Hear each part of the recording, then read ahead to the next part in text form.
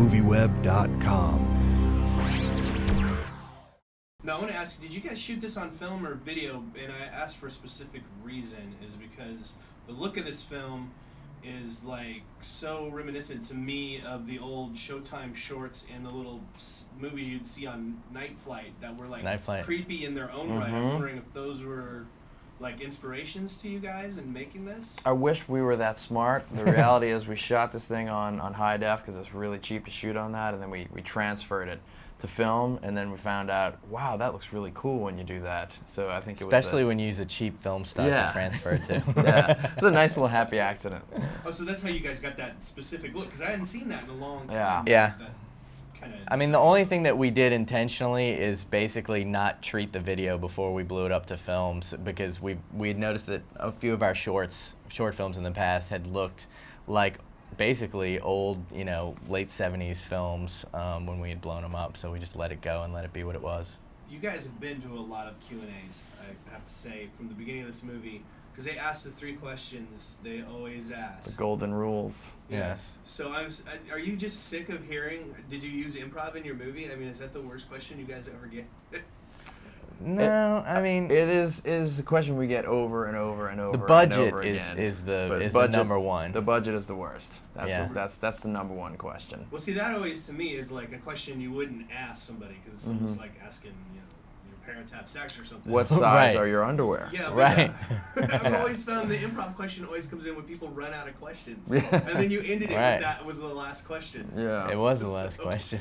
I thought that was pretty funny. Now, I gotta say, is it too easy to find good actors? No. It's impossible to find good actors. That's I think why we use the same people every time. Yeah. we try to use friends of ours who happen to be professional actors who are kind of self-aware of what's going on in their lives, so we can borrow from what they're going through personally. And that way, when you're kind of deep in the improv, we can have a trustworthy exchange and be like, remember that story you told me about your girlfriend last week? Like, can we use that in the movie? They'll be like, yeah, let's do it. And then they're going to tell it. And they're going to tell it in a way that they're believing it because it's theirs. Well, no, I just read that you guys have gotten into the habit of befriending these desperate actors that you find outside of these places. Do you just befriend them, or do you actually ever extend like the olive branch and say, hey, come be in the movie? We extend the olive branch sometimes. But, I mean, I guess Baghead was more written based on being inspired by desperate actors and sort of like the impossible, ridiculous, and heroic task that they have set out to accomplish, and that is to become like a successful paid working actor, which is never going to happen. Which about 7 people accomplish, every year, and it's just like, it's like more heroic than William Wallace. I mean, your chances are really, really slim, and they just keep going in and getting beaten up, and they keep going back, getting their asses kicked day after day. It's amazing. Now, well, how did you guys find such good actors for this? Because, I mean, these guys are really naturalistic in this setting to the point where you think you are watching a documentary. So I'm wondering how you found each of these. They weren't good until they met us. Really? And then we brought them in, and we made them amazing. Well, that's not what she said. Yeah, exactly. I mean, these are friends of ours, most of them, and we kind of knew that they could do the naturalism thing and the improvisation thing, and it's not just their ability to act well, but it's their ability to like have a discussion between takes and be honest with each other about, what, this script is just not working the way it is, and either we wrote it poorly or you're acting it poorly or for whatever reason, so let's come up with something new. And then it's that ability to try and just recognize that when something's not inspired, you got to switch it and you got to come up with something fresh. And as long as you have that, I think you're pretty safe.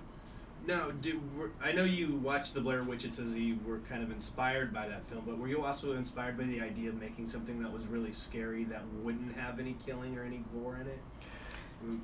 Yeah, I mean, that was definitely a big part of it for us. I mean, like, we're not really into the gore movies that are out. Like, horror films now are all about, like, people, like, just chopping each other's limbs off. So, we're... With really loud noises to make it scary. Yeah, so we did... I mean, there was a part of us that was excited about trying to make something scary where the only tool that you had was a grocery bag, basically. And I don't know if we... no sound effects, no sound design, no score. No music. Just the stupidest villain idea we could come up with.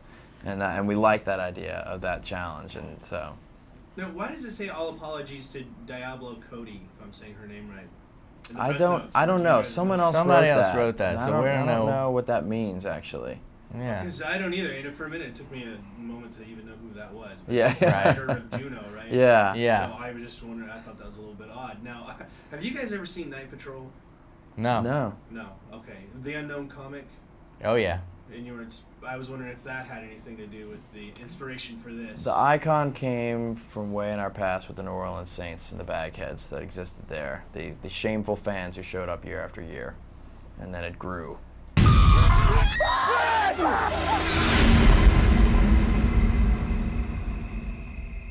Hey, what's that? What? Right there.